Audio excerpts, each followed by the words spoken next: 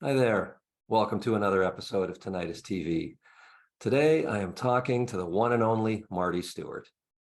He's been flying high in country and roots music for decades now, but with his latest album, Altitude, this restlessly creative singer-guitarist is taking it up another notch.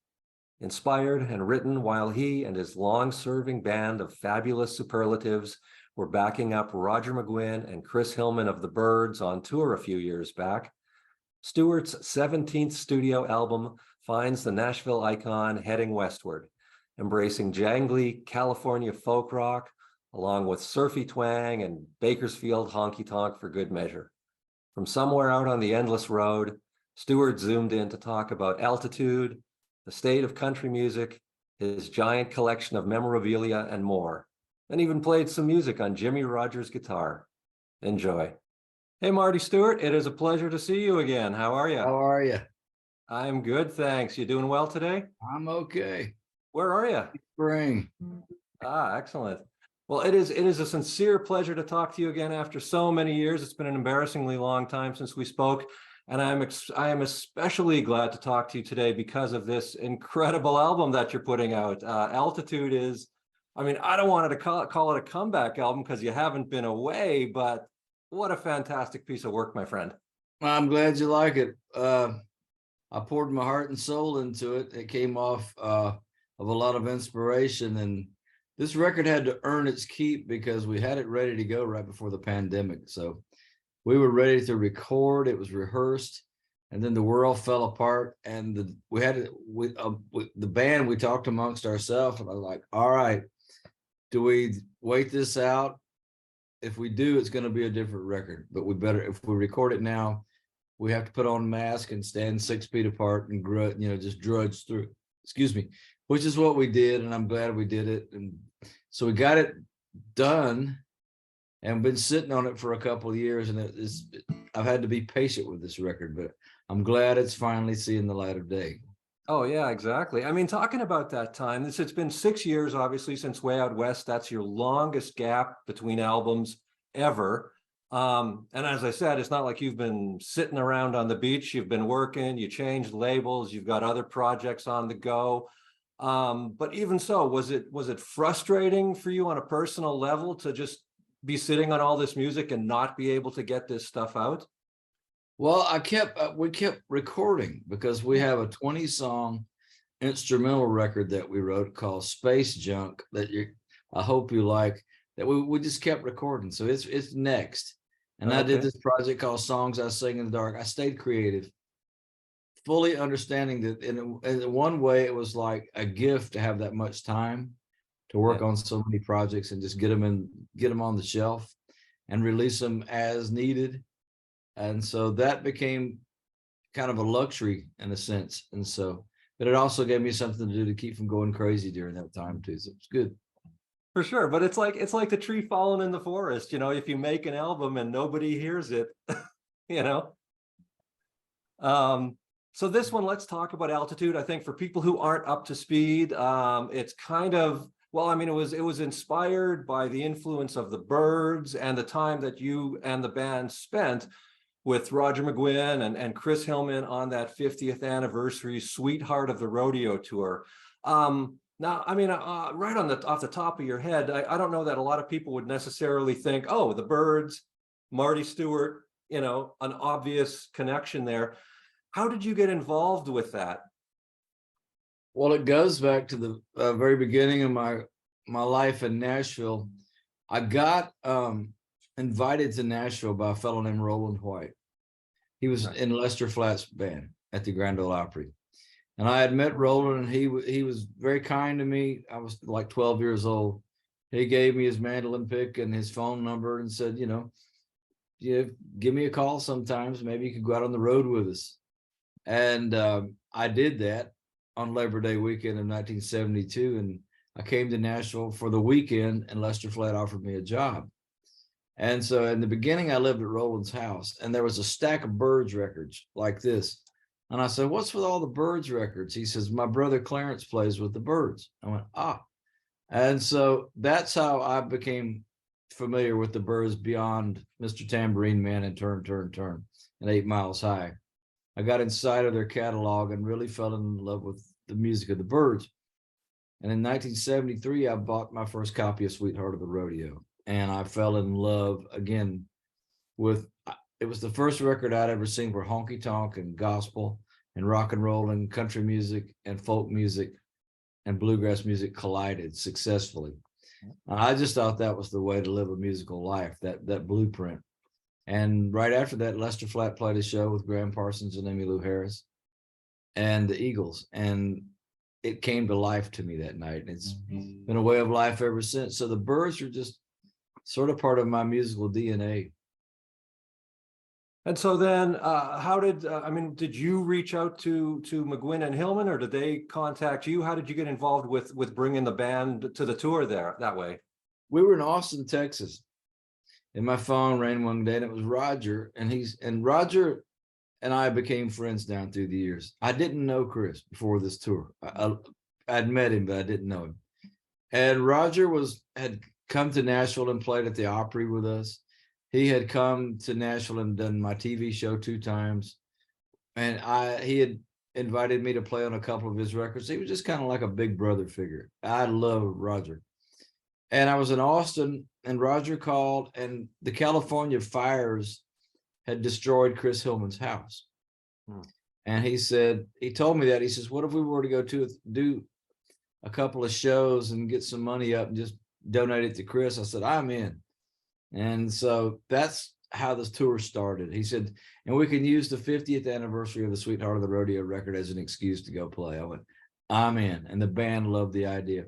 Well, we got out there and the response was overwhelming, and we just kept adding shows. So we wound up doing 30 something shows and all, but that's how it started.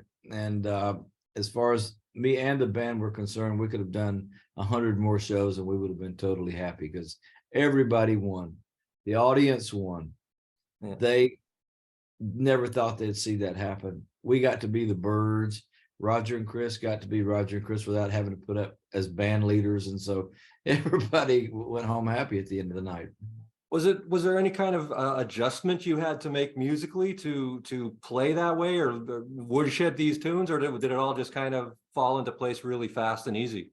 We took, well, first of all, everybody was kind of familiar with the album, Sweetheart album, and the Byrds set list from the shows we had done with Roger. But we really worked hard on the Sweetheart songs, tried to get it down, I mean, line by line, on the road in dressing rooms, and then we'd take it up to sound check and work on the songs. So when we finally did get together with him, the first shows were in Los Angeles.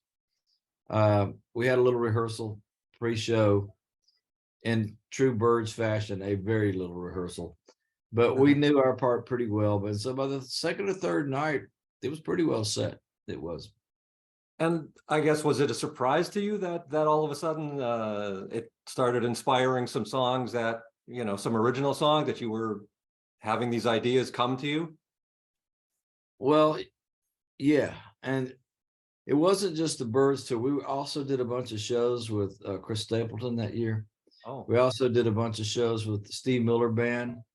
And it was just put those three together, and just the level of songs. It was just one gargantuan song after another to listen to all year long.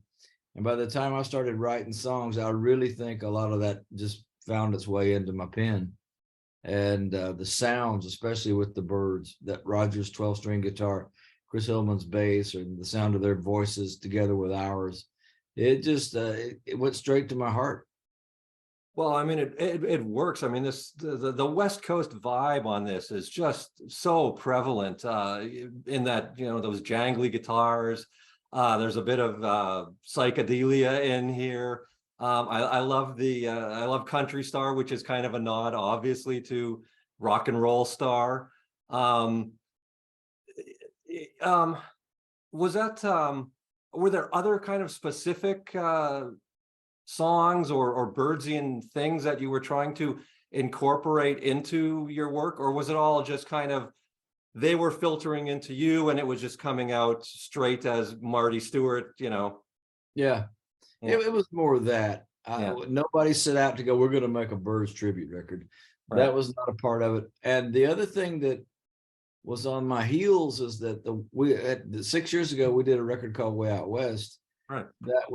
It was a very California oriented record. Mhm. It was a West Coast inspired record. We called it our love letter to California.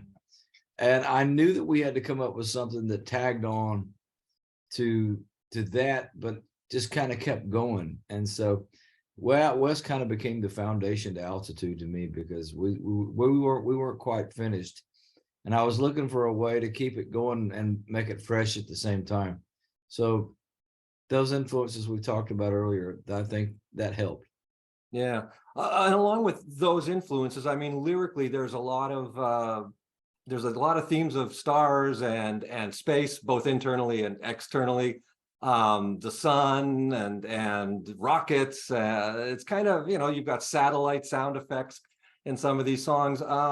Where's all that coming from? Is that why was that on your mind?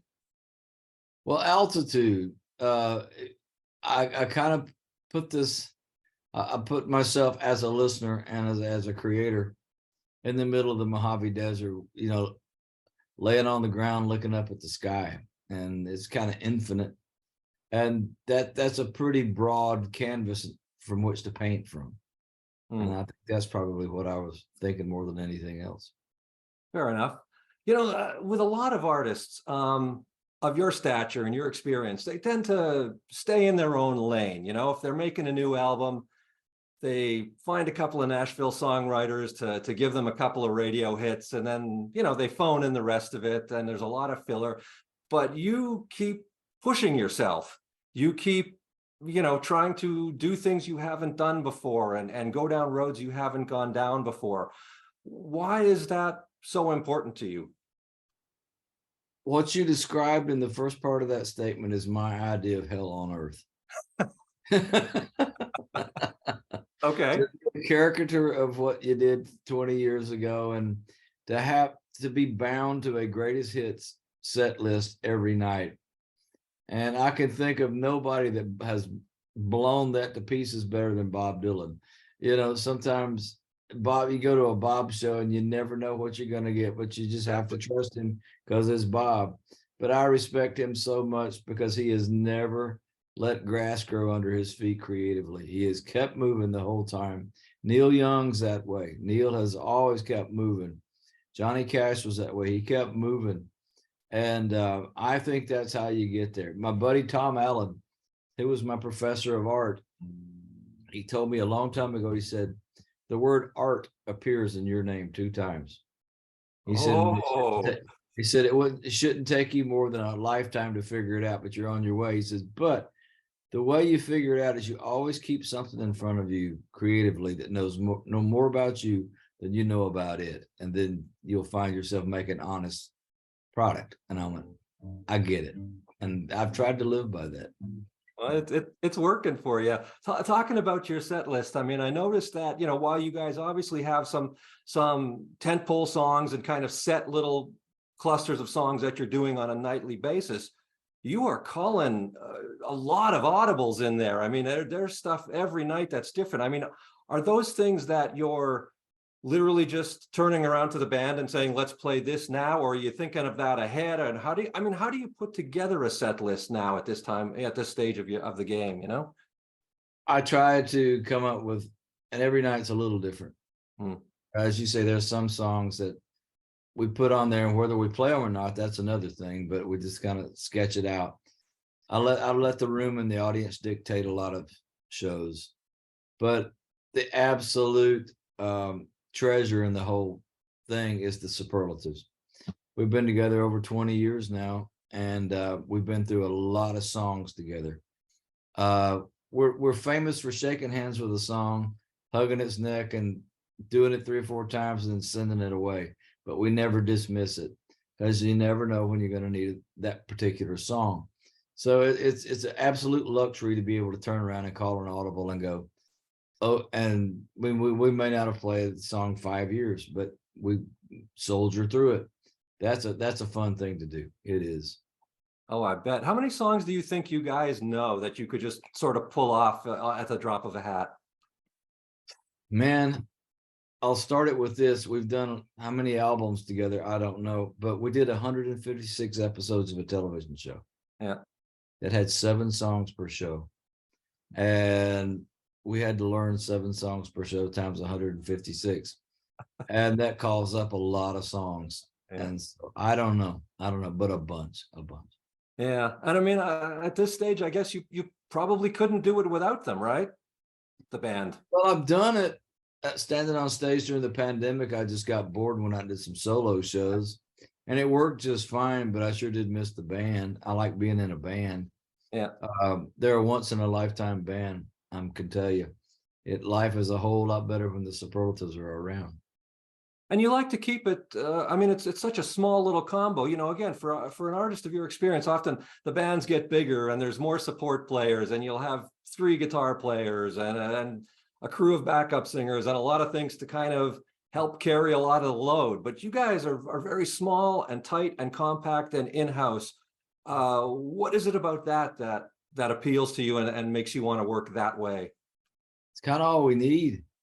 I Yeah. went and saw the Rolling Stones one time, and they had, the obvious Rolling Stones production, and it was wonderful. It was dazzling. It was over the top. It was incredible. But in the middle of the show, this big arm comes out of nowhere, and those 4 or 5 guys went across that bridge and stood on a little stage in the middle of the stadium. And I remember telling Connie, I went, "There's your boys right there." And they took care of business just fine. As far as I was concerned, they didn't have to go back to the big stage because that was the band right there. And I think back on my favorite bands: Johnny Cash and the Tennessee Three, Buck Owens and the Buckaroos, Merle Haggard and the Strangers. Those were combo bands. And looking back on it, those bands all got bigger and smaller, but when they were that's the defining moment to those bands to me. And I think we've always kept our eye out. The Superlatives, we invite people to come along and play with us every now and then, but we have a bunch of honored guests that come and go. But at the end of the day, it's about that little combo on the stage. Right. Talking about your set list again, I noticed you've been sneaking some Byrds songs in here and there. Did you record those songs in the studio? Which ones now? Do you know? Well, you're doing Ballad of Easy Rider and another one that's title escapes me. Did you record any actual Byrds songs at the time? No, or no. Okay. Every one of those Sweetheart shows were recorded, and that a live album is on the way, I understand. But as far as Harry Stinson does Ballad of Easy Rider, really like a stripped down folk ballad. And the only other one we do from time to time is You Don't Miss Your Water Till Your Well Runs Dry, which was on the Sweetheart album. Yeah. But we wouldn't dare approach Mr. Tambourine or 8 Miles High and any of those things. That's off limits. I want to also compliment you on your guitar playing, which is still getting better and better and better. Do you have a practice regimen, or have you reached a point now where you can just pick it up when you need to play it and play it? My practice regimen is I keep one around and I doodle just like this all the time. To sit down and actually formally practice, I seldom do that, and it shows to me. I could be so much better. But I know one thing: I just keep finding things that I love on the guitar, and it's a life thing. Kenny practices a lot. Kenny practices all the time, and it shows. I don't think Chris Scruggs thinks about it. He doesn't get off of his cell phone long enough to think about it till it's showtime. And Harry practices, but Chris and I are the lazy ones in the band. We don't practice. Well, it doesn't show. You're keeping yourself going pretty well there. That you've never been shy about commenting on the state of country music as you see it over the years. Where do you think it's at now? How do you feel about the things that are going on these days? Well, I think if you take the entire picture into consideration, at the roots level, I'm really encouraged because I hear there's a guitar player named John Tavius Willis. As a blues player, as a young guy from Georgia. I haven't heard country blues playing like that in my lifetime since the old timers were gone. Sierra Farrell is incredible. I love her stuff. There's just a lot of stuff at the root. If you go to a bluegrass festival, there's a whole new crop of kids playing. Wyatt Ellis is playing the mandolin. There's kids playing, and that's great.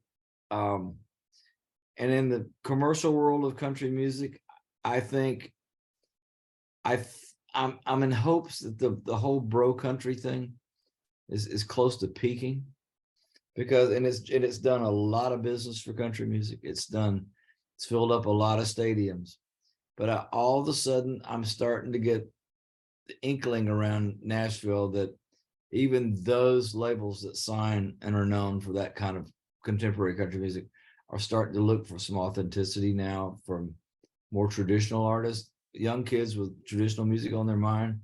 So that's a good thing to me, because after you get to a certain point and get it as loud as it'll go and big as it'll go in the world, you have to go back to the ground and go back up and touch your roots.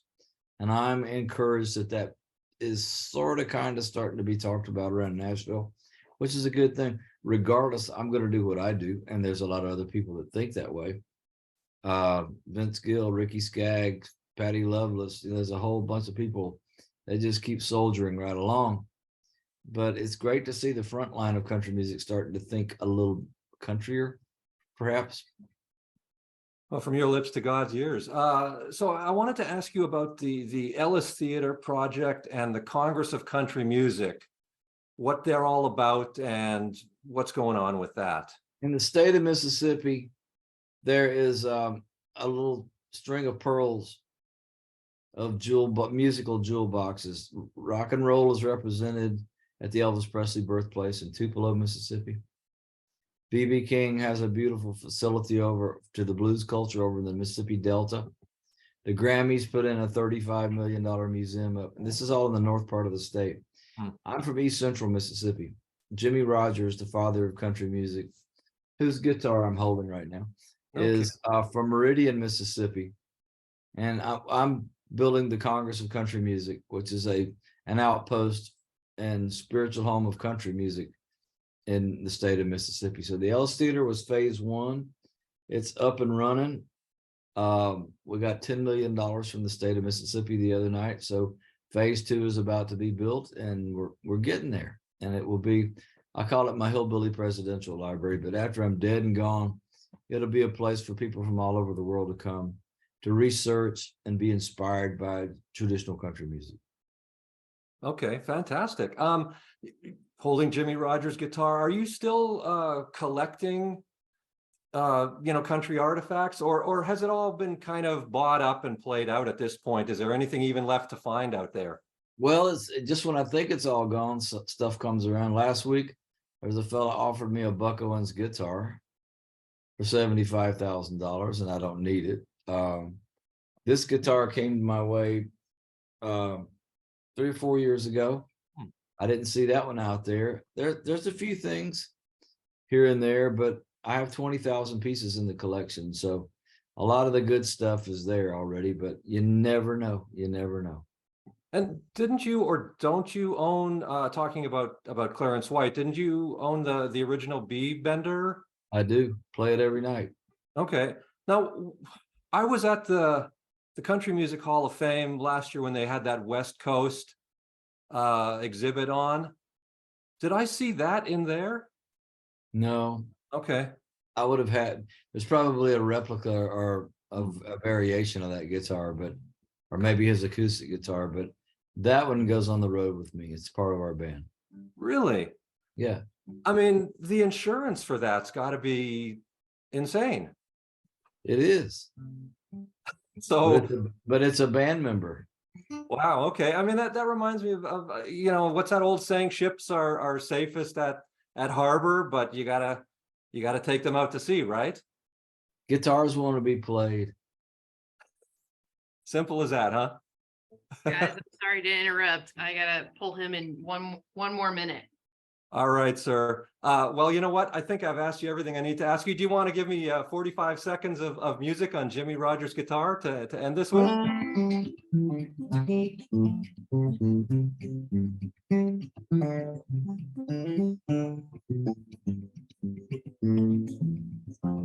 There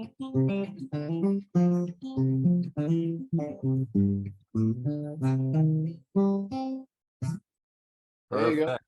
Thanks so much for your time. Have Thanks a for great the, afternoon. and we'll see you somewhere down the road. Come See to you Canada. next time. Thank you.